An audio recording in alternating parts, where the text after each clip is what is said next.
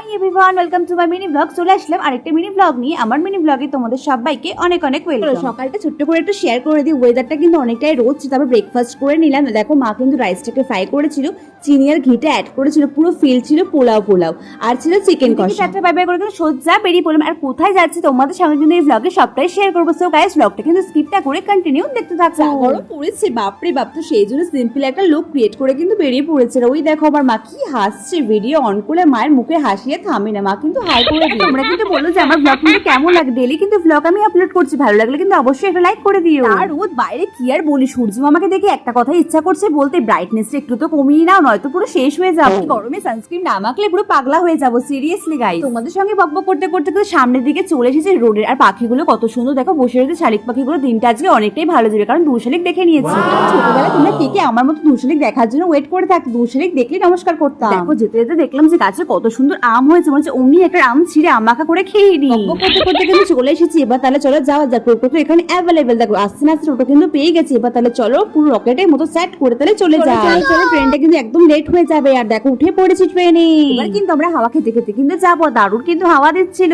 তোমরা কে কে ঘুরতে ভালোবাসো জানিও, কিন্তু আমার তো ঘুরতে দারুণ লাগে। তাহলে চলো এবার তাহলে যাওয়া যাক। টোটো থেকে নেমে কিন্তু আমাদেরকে আবার অটোতে উঠতে হবে। তাহলে চলো টোটো থেকে নেমে অটোতে যাবো, বসে পড়ি। অটোতে কিন্তু উঠে পড়েছি। অটো কিন্তু ছাড়লেই কিন্তু সোজা কিন্তু আমরা পৌঁছে যাবো। তাহলে চলো 1 2 3 চলে এসেছি। মায়ের একটা দরকারি কাজ ছিল, আমাকেও নিয়ে আসলো, আমিও চলে আসলাম না, আসলে পারলাম না। এসে দেখি পাট শাক চাষ করেছে এখানে। কত পাট শাক দেখি মনে হচ্ছে পাট শাক তুলে মায়ের হাতে দিয়ে চিংড়ি দিয়ে পাট শাকে ঝোল করে দিই, দারুণ মজা লাগবে।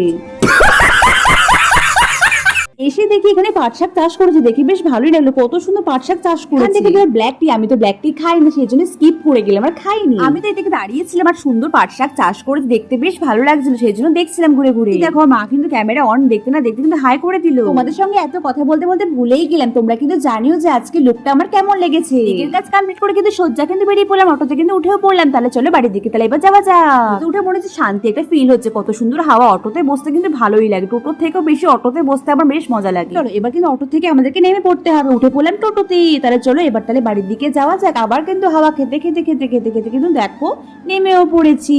বাঁচলাম, সূর্যমা ব্রাইটনেসটা একটু কমিয়েছে, বাট পুরোপুরি কিন্তু কমায়নি, গরম কিন্তু একই রকমই ছিল। চলো এবার তাহলে যাওয়া যাক।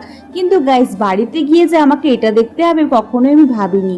চলো বিল্লিগুলোর কি হয়েছে তোমাদের সঙ্গে একটু শেয়ার করি। দিয়ে আমাকে ফার্স্টে ফোন করে বলে দিয়েছিল, আমি ভাবলাম হালকা পাতলা হয়তো কিছু হয়েছে। দুটো বিড়ালের মুখ কিন্তু মৌমাছিতে কামড়ে দিয়েছে, পুরো মুখ কিন্তু ফুলে গেছে, তোমরা দেখলে বুঝতে পারবে। দেখো মা কিন্তু ইমিডিয়েটলি কিন্তু মেডিসিন আনলো, দিদি কিন্তু লাগিয়ে দিল। দেখো বাচ্চাটার কি অবস্থা হয়েছে, দেখে যা কষ্ট হচ্ছিল না কি আর বলি। বাচ্চাগুলো এখন কিন্তু অনেকটা বেটার ফিল করছে। তারপরে চিকেন বিরিয়ানি কিন্তু